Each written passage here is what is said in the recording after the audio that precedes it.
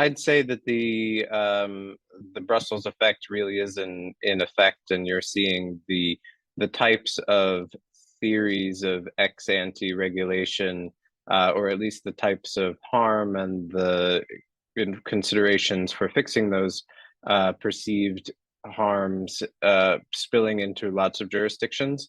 In the US, a couple of years ago, there had been some legislation introduced at the federal level that seemed at the time to have some bipartisan support across the political spectrum that would have not necessarily truly ex ante regulation, but would have created enforcement rules that applied similar standards to some of the considerations in the DMA.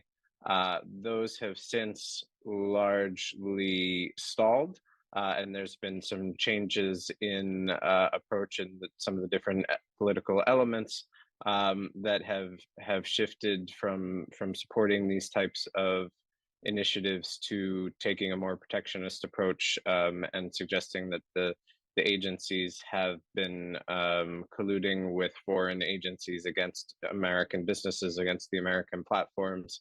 I think those issues are still alive there's some state regulation, potential regulation that is still circulating, particularly around app stores, but is mainly coming through in enforcement and private litigation, challenging the types of theories of harm that we're seeing in the DMA and other ex-ante platform regulation.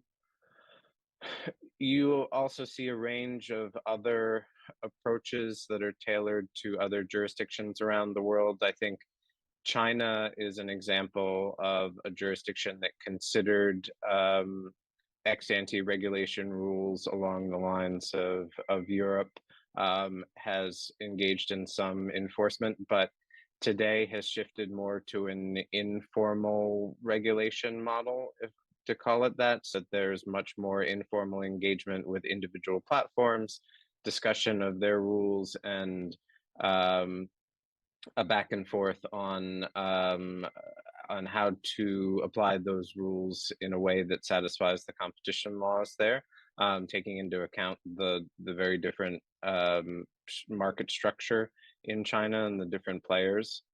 You're seeing other approaches in other jurisdictions as well. I think South Africa is an example of a jurisdiction where they have taken a market study route, where they've done a large inquiry into online intermediation markets.